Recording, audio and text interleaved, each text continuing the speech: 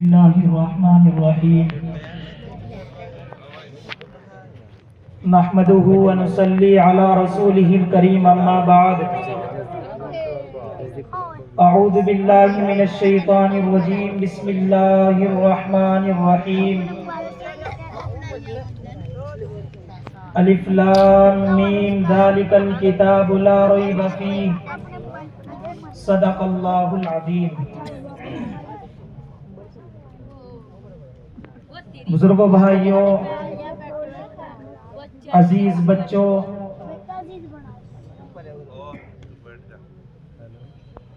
دیکھو، میں بیان شروع کرنے سے پہلے آپ لوگوں کو ایک بات بتا دوں۔ بڑی عجیب بات ہے اور بڑے افسوس کی بات یہ ہے کہ جب یہ جلسے جلوس، یہ اجلاس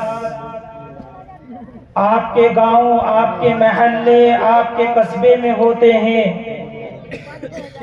تو بڑے افسوس کے ساتھ میں کوئی معذرت طلب نہیں کرتا، میں بغیر کسی خوف اور تردد کے آپ لوگوں سے یہ بات کہتا ہوں کہ جتنے مسلمان اور جتنے گاؤں والے ان مجلسوں کے اندر بیٹھے ہوئے ملتے ہیں، اس سے زیادہ ان مجلسوں کے باہر چوکوں اور چوراہوں کے اوپر نظر آتے ہیں۔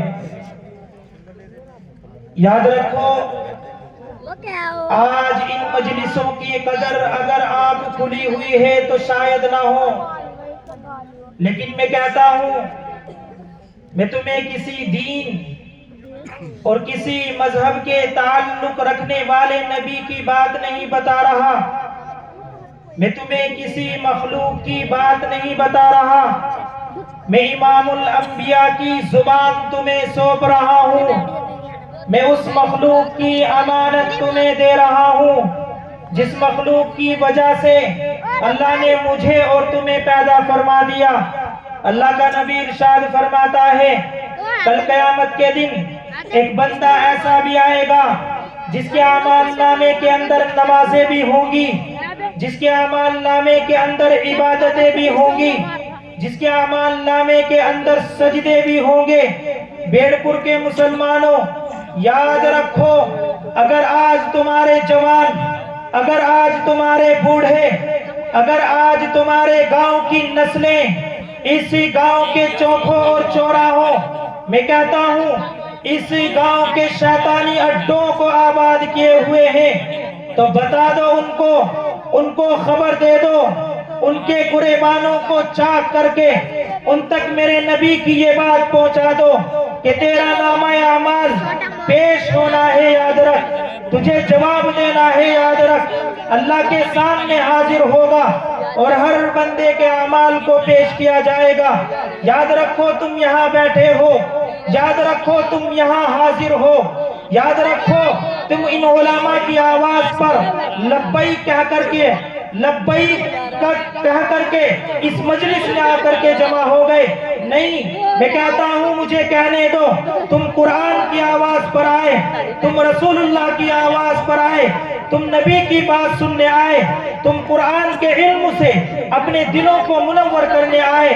کاش وہ وقت آ گیا کہ نمازیں دوہرا دی جائے گی، روزے لوٹا دیے جائیں گے، عبادتوں کو لوٹا دیا جائے گا، پھر ایک رکوع لایا جائے گا، سن لو اور دل کے کان سے سن لو، ایک پرچہ لایا جائے گا، اللہ کے یہاں اللہ کی عدالت میں پیش ہونے والے، رکھے جانے والے ترازو کے ایک پلڑے کے اندر تیرے نامہ اعمال بھی ہوں گے، تیرے سجدے بھی ہوں گے، تیری عبادتیں بھی ہوں گی، اور دوسری طرف بندہ پوچھے گا، اے اللہ، اس کاغذ کے ٹکڑے کے اندر کیا ہے؟ کیا ایسی عظیم چیز ہے جس عظیم چیز کے ہوتے ہوئے بڑے بڑے رجسٹر، بڑے بڑے نامہ اعمال ہیچ قرار دے دیے گئے ہیں؟ اے اس مجلس میں بیٹھنے والوں، اے ان علماء کی آواز پر لبیک کہنے والوں، سن لو اور دل کے کان سے سن لو۔ کاش میری آواز آپ لوگوں کے دلوں کے کانوں تک پہنچ جائے، کاش میری آواز آپ لوگوں کے دلوں کو جھنجھوڑ دے. ایک رکوع لایا جائے گا, اس رکوع کے اندر یہ لکھا ہوا ہوگا جنہوں نے ان مجلسوں کی قدر کی ہوگی, اور اللہ تبارک و تعالی ان مجلسوں کی وجہ سے بغیر حساب و کتاب کے جنت میں داخل فرما دے. بڑے افسوس کی بات ہے, صبح سے یہ پروگرام چل رہا, مغرب کے بعد بھی پروگرام چلا. یہ علماء کرام مائک کے ذریعے آپ حضرات کو آواز دیتے رہے. ہمارے علاقے کی شان حضرت مولانا محمد ہارون صاحب, میں خود اپنی آنکھوں سے دیکھ رہا ہوں, عشاء کی نماز سے آپ حضرات کے درمیان میں حائل ہیں. لیکن آپ حضرات اگر یہ بات اس مائک کے توسط سے کہوں کہ اگر بیڑ پور کے اندر فلاں ایکٹر آ جائے, بیڑ پور کے اندر فلاں گویاں آ جائے, بیڑ پور کے اندر فلاں ایکٹر نہیں آ جائے, تو بخدا ہماری جیب میں پیسے ہو یا نہ ہو, ہم اس ایکٹر کی زیارت کرنے ضرور جائیں گے, اس ایکٹر کو دیکھنے کے لیے ضرور جائیں گے. لیکن علماء کرام نے یہ مجلس آپ کے لیے سجائی ہے, یہ جلسہ آپ لوگوں کا ہے. اس جلسے میں آپ حضرات کی رونق آئے گی تو ان علماء کرام کی قدردانی ہوگی, اس اجلاس کی قدردانی ہوگی. اور وہ میں نے آپ حضرات کو بتلا دیا کہ ان مجلسوں کی وجہ سے بیٹھے رہیں گے نا انشاءاللہ. آواز تو آنی رہی انشاءاللہ, آواز سے کہو کہ انشاءاللہ ہم بیٹھے رہیں گے انشاءاللہ. ایک واقعہ بیان کروں گا پھر اپنی بات ختم کروں گا. ایک مرتبہ حضرت موسیٰ علیہ السلام کا زمانہ, ایک انسان رات دن گناہ میں مسلط رہنے والا, رات دن گناہوں میں مشغول رہنے والا, ایک دوسرے کی غیبت کرنے والا, ایک دوسرے پر تہمت لگانے والا. لوگ اس سے پریشان ہو گئے, لوگ اس سے حیران ہو گئے. لوگوں میں مشورہ ہوئی کہ کیوں نہ اس کا بسترا اپنے سے الگ کر دیا جائے اور اسے اس گاؤں سے باہر چھوڑ دیا جائے. ایک دن گزرا, 2 دن گزرے, 3 دن گزرے. لوگوں میں جو مشورہ ہوئی تھی, کچھ آدمی اس انسان کو اٹھا کر کے ایک ایسے جنگل کے اندر چھوڑ گئے جہاں کوئی نہ جانور, نہ کوئی شجر, نہ کوئی حجر. اگر دیکھا جائے تو ویران کا ویران جنگل نظر آ رہا ہے. اللہ کی کوئی شان نظر نہیں آ رہی. اگر کوئی شان نظر آ رہی ہے تو صرف اللہ کی شان نظر آ رہی ہے. ویران کا ویران جنگل پڑا ہوا ہے. وہ انسان تنہا رہ گیا, گھر والے چھٹ گئے, بہن چھٹ گئی, بیٹا چھٹ گیا, بیوی چھٹ گئی. ایک دن جنگل میں ہوا, 2 دن جنگل میں ہوئے, 3 دن جنگل میں ہوئے. اسے بھوک لگی, اسے پیاس لگی. اللہ کے سامنے اپنا سر کو اٹھایا اور کہنے لگا, اے اللہ تو خالق ہے, اے اللہ تو مالک ہے, اے اللہ تو رازق ہے, اے اللہ یہاں تو کوئی نہ میرا بھائی نظر آ رہا ہے, اے اللہ یہاں تو کوئی نہ میرا بیٹا نظر آ رہا ہے, نہ میری بیٹی نظر آ رہی ہے, نہ کوئی شجر ہے, نہ کوئی حجر ہے. اگر ہے تو آپ کی ذات ہے. اے اللہ میں کس کو پکاروں, اے اللہ میں کس کے در پر جاؤں, اے اللہ میں کسے یاد کروں. اے اللہ میں جانتا ہوں کہ میں بہت بڑا گنہگار ہوں. اے اللہ میں جانتا ہوں مجھ سے نہ جانے کیسے کیسے گناہ مسلط ہوئے. اے اللہ نہ جانے مجھ سے کتنے زنا ہوئے, کتنوں پر تہمت لگائی, کتنوں کی چغلی کی. اے اللہ تجھ کو پکارا ہوں. اے اللہ تیرے سامنے اپنے ہاتھ کو پھیلا کر تجھ سے اپنی توبہ کی بھیک مانگ رہا ہوں. اے اللہ تو مجھے معاف فرما دے. اللہ کو اس کی یہ ادا پسند آ گئی اور اللہ تبارک و تعالی نے اس ادا کی وجہ سے اس انسان کو موت لاحق کر دی. وہ مر گیا.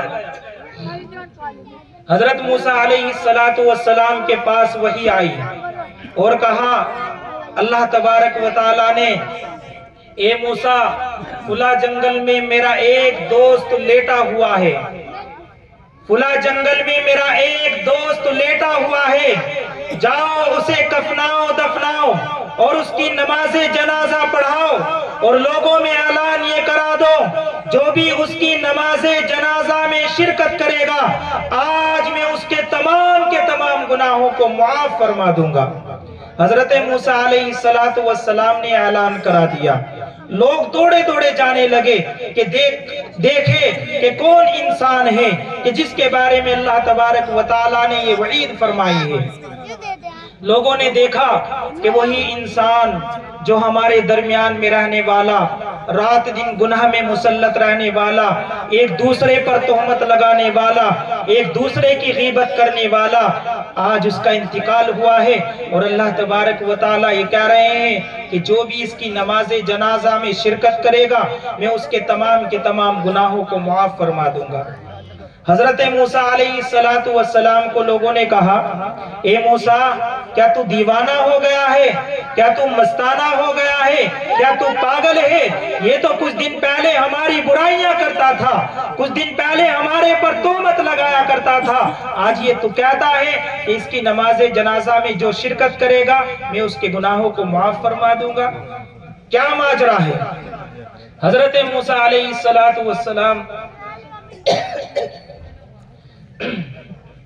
پیچھے کو ہٹے اور اللہ تبارک و تعالیٰ سے پھر دوبارہ مناجات کی اور کہا، اے اللہ آپ تو یہ کہہ رہے ہیں کہ جو اس کی نماز جنازہ میں شرکت کرے گا میں اس کے تمام گناہوں کو معاف فرما دوں گا، اور یہ لوگ کہہ رہے ہیں کہ یہ تو بہت بڑا شرابی تھا، یہ تو بہت بڑا زانی تھا، یہ تو بہت بڑا گنہگار تھا، کہ ماجرا کیا ہے؟ اللہ تبارک و تعالیٰ کی طرف سے پھر تیسری مرتبہ وحی آئی اور کہا، اے موسیٰ یہ لوگ بھی اپنے قول میں سچے ہیں، میں بھی اپنے قول میں سچا ہوں. یہ بدکار تھا، یہ زانی تھا، یہ شرابی تھا، لیکن جب اسے گاؤں والے اسے جنگل میں چھوڑ کر کے آ گئے تو اس نے مجھے پکارا ہے، اس نے مجھے یاد کیا ہے، مجھے آواز دی ہے اور کہا، اے اللہ تیرے علاوہ کس پر جاؤں؟ اے اللہ تیرے علاوہ کسے بلاؤں؟ اے اللہ تیرے علاوہ کسے یاد کروں؟ جب اس نے مجھے یاد کیا میں نے اس کی وجہ سے اس کے تمام گناہوں کو معاف فرما دیا، اور یہ فضیلت آپ کے امت کو بھی عطا فرما دی کہ جو اس کی نماز جنازہ میں شرکت کرے گا میں اس کے تمام گناہوں کو معاف فرما دوں گا. سبحان اللہ. بزرگوں بھائیوں، اس چیز کا علم اللہ کو ہے. وجہ اس کی یہ ہے، اگر یہ بات میں اس مائک کے توسط سے کہوں کہ ہمارے دلوں پر میل لگ چکا ہے، ہمیں گناہ کرتے ہوئے، گناہ دیکھتے ہوئے ڈر نہیں لگتا، ایک دوسرے پر تہمت لگاتے ہوئے ڈر نہیں لگتا، ایک دوسرے پر الزام لگاتے ہوئے ڈر نہیں لگتا، ایک دوسرے کی غیبت کرتے ہوئے ڈر نہیں لگتا، بس تیری ٹھاٹ بنی رہے، تیری عزت بنی رہے. تو سمجھتا ہے کہ دنیا کا سب سے بڑا انسان تو ہی ہے، اگر تو کسی پر تہمت لگاتا ہے تجھ سے انسان کوئی نہیں، تجھ سے اچھا انسان کوئی نہیں. اگر تو کسی کی غیبت کرتا ہے، کسی کا رشتہ توڑواتا ہے، تجھ سے بڑا کوئی بادشاہ نہیں. کبھی غور کیا ہے؟ کبھی فکر کیا ہے اگر اللہ نے اس بات کے اوپر پکڑ کر لی تو ہمارا کیا حال ہوگا؟ میں تو یہی کہوں گا کہ خدا را اپنے آپ کو سدھارو، اپنے آپ کو اللہ والا بنا لو، اپنے دل کو استغفار سے دھو لو، اور اپنے دل کے اندر جو ہمارے دلوں کے اندر میل لگ چکا ہے اس میل کو دھلتے ہوئے اللہ کا ڈر اپنے دل کے اندر بٹھا لو. ہو سکتا ہے کہ اللہ تبارک و تعالی اسی کی وجہ سے ہماری مغفرت فرما دے، ورنہ ہمارے ایسے اعمال نہیں ہیں، کیونکہ اللہ تبارک و تعالی تو ایک نقطے کی وجہ سے تمام کے تمام گناہوں کو معاف فرمانے والے ہیں. تو میں دعا کرتا ہوں کہ اللہ تبارک و تعالی اس جلسے کو کامیاب بنا دے اور ہم جیسے گنہگاروں کے گناہوں کو معاف فرما دے. وما علینا الا البلاغ.